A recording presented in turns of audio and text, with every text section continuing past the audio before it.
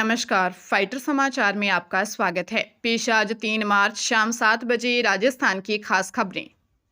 बहुचर्चित जल जीवन मिशन घोटाले में फरार आरोपियों की गिरफ्तारी के लिए भ्रष्टाचार निरोधक ब्यूरो ने होली के त्योहार के दौरान अपना शिकंजा और कस दिया है। एसीबी की 6 विशेष टीमें सेवानिवृत्त आईएएस सुबोध अग्रवाल, अधीक्षण अभियंता जितेंद्र शर्मा, तत्कालीन एससी मुकेश गोयल और निजी व्यक्ति संजीव गुप्ता की तलाश में जुटी हैं। अधिकारियों को अंदेशा है कि फरार आरोपी त्योहार के बहाने अपने घर या रिश्तेदारों से संपर्क कर सकते हैं। इसी के मद्देनजर जयपुर और दिल्ली सहित कई संभावित ठिकानों पर निगरानी बढ़ा दी गई है। एसीबी को करीब 900 करोड़ रुपए के घोटाले में फर्जी अनुभव प्रमाण पत्रों के आधार पर टेंडर जारी करने और सरकारी धन के दुरुपयोग के पुख्ता डिजिटल साक्ष्य मिले हैं। मामले में 10 आरोपियों को न्यायिक हिरासत में भेजा जा चुका है। एसीबी का स्पष्ट संदेश है कि त्योहार की छुट्टियां कार्रवाई में बाधा नहीं बनेंगी और आरोपियों की लोकेशन मिलते ही उन्हें तुरंत गिरफ्तार किया जाएगा। भाजपा प्रदेश अध्यक्ष मदन राठौर ने पाली प्रवास के दौरान कांग्रेस पर तीखा हमला बोलते हुए कहा कि देश में कांग्रेस का जनाधार लगातार कम हो रहा है। उन्होंने कांग्रेस नेता गोविंद सिंह डोटासरा की शब्दावली को अमर्यादित बताते हुए कहा कि चुनाव हराने के पर चुनाव आयोग और ईवीएम पर ठिकरा फोड़ना लोकतंत्र की हत्या जैसा है।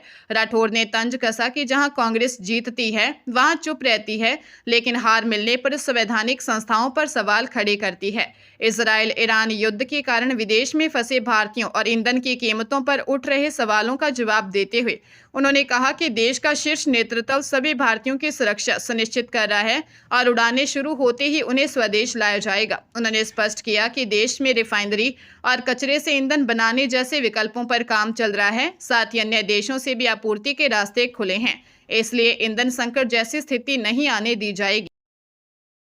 पंजाब के जलंधर के नूरपुर गांव स्थित सरकारी स्कूल में 12वीं कक्षा की छात्रा खुशप्रीत का शव मिलने पर हड़कंप मच गया। परिजनों का आरोप है कि छात्रा ने पिता को फोन कर बताया था कि स्कूल में उस पर पैसे चोरी का झूठा आरोप लगाया जा रहा है। हालांकि कुछ देर बाद दोबारा फोन आया कि असली चोर पकड़ा गया है।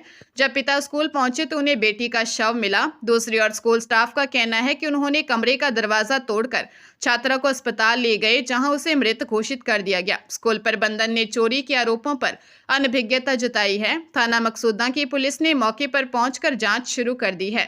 पुलिस ने शव को पोस्टमार्टम के लिए भेज दिया है और परिजनों व स्टाफ के बयान दर्ज किए जा रहे हैं। पोस्टमार्टम रिपोर्ट के बाद ही मौत के असली कारणों की और परिस्थितियों का स्पष्ट खुलासा हो सकेगा।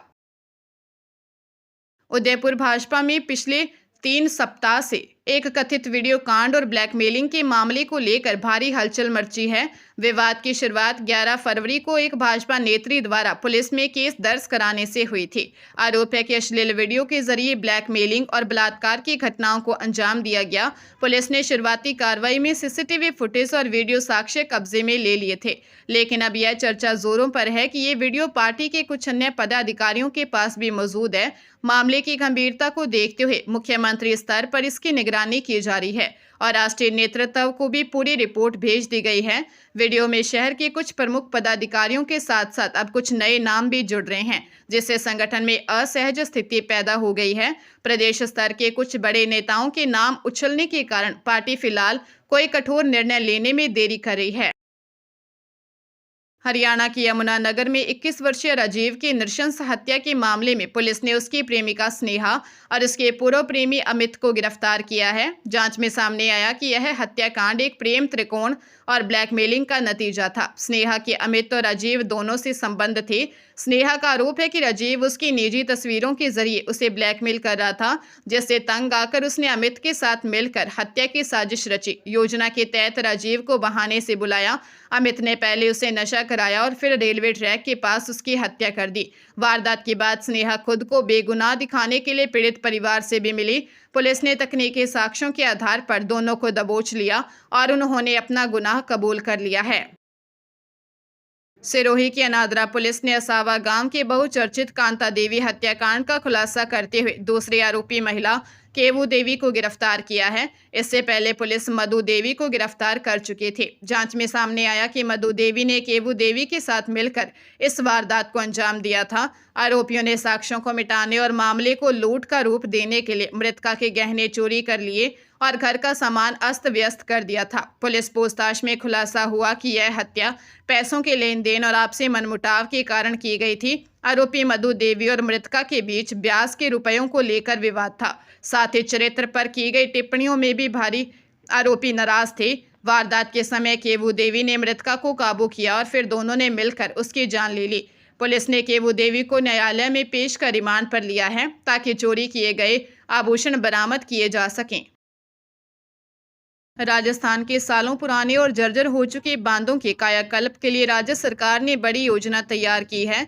वित्तीय वर्ष 2026-27 के बजट में बूढ़े बांधों को मजबूती देने के लिए प्रथम चरण में 200 बांधों हेतु 300 करोड़ रुपए स्वीकृत किए गए हैं। जल संसाधन मंत्री सुरेश सिंह रावत के अनुसार इस अभियान के तहत बांधों की पाल को दुरुस्त करने, नहरों की मरम्मत और जलाशय में गाद निकालने जैसे तकनीकी कार्य प्राथमिकता से किए जाएंगे। यह प्रोजेक्ट विश्व बैंक और AIIB के सहयोग से dam rehabilitation and improvement project के तहत संचालित होगा। अगले 10 वर्षों में प्रदेश के 736 बांधों के पुनर्वसन का लक्ष्य है, जिसमें बीसलपुर, जवाई और माही बजाज सागर जैसे बड़े बांध भी शामिल हैं। इस कदम से प्रदेश के सिंचाई तंत्र को मजबूती मिलेगी और बांधों की सुरक्षा सुनिश्चित होगी। उदयपुर के गोगुंदा झड़ोल मार्ग पर हुए दर्दनाक पिकअप हादसे में मौतों का आंकड़ा बढ़कर 5 हो गया है। MB अस्पताल में उपचाराधीन 44 वर्षीय मनीषा गमेती ने भी दम तोड़ दिया है। मृतका के 12 वर्षीय बेटे पंकज की हादसे में पहले ही मौत हो चुकी थी, जबकि उनकी 2 बेटियां अब भी अस्पताल में जिंदगी की जंग लड़ रही हैं। यह भीषण हादसा उस वक्त हुआ था जब मौडवा गांव के करीब 40 लोग एक पिकअप में सवार होकर शादी के कपड़े देने बगडुनिया गए थे। तेज रफ्तार और चालक की कथित लापरवाही के कारण पिकअप पेड़ से जा टकराई। इस हादसे में अब तक लखमाराम, नेमीचंद, पंकज, रूपा और मनीषा की जान जा चुकी है। वर्तमान में एक मासूम सहित 6 घायलों की हालत बेहद नाजुक बनी हुई है। गोगुंदा पुलिस मामले की जांच कर रही है और घायलों का जिला अस्पताल में उपचार जारी है। सवाईमाधोपुर के रणथंभौर टाइगर रिजर्व में होली के अवकाश और फेस्टिवल सीजन के चलते पर्यटकों की भारी भीड़ उमड़ रही है। आज भी बड़ी संख्या में सैलानी सफारी के लिए पहुंचे। पर्यटन विभाग के अनुसार सोमवार को होली के अवसर पर दोनों पारियों में करीब 3200 पर्यटकों ने टाइगर सफारी का आनंद लिया। पर्यटकों की भारी आवक के कारण रणथंभौर के लगभग सभी होटल, लॉज और गेस्ट हाउस पूरी तरह फुल हैं। पर्यटन DFO संजीव शर्मा ने बताया कि कल बुधवार तक टाइगर सफारी की ऑनलाइन बुकिंग पहले ही फुल हो चुकी है। दिसंबर के पीक सीजन के बाद अब होली के मौके पर रणथंभौर में फिर से वैसे ही रौनक दिखाई दे रही है। माना जा रहा है कि अगले 4-5 दिनों तक यहां सैलानियों की जमावड़ा बना रहेगा। प्रशासन ने भीड़ को देखते हुए सुरक्षा और सुचारू सफारी के लिए विशेष इंतजाम किए हैं। बूंदी जिले के डाबी थाना क्षेत्र में एक अज्ञात वाहन की टक्कर से बाइक सवार युवक की दर्दनाक मौत हो गई।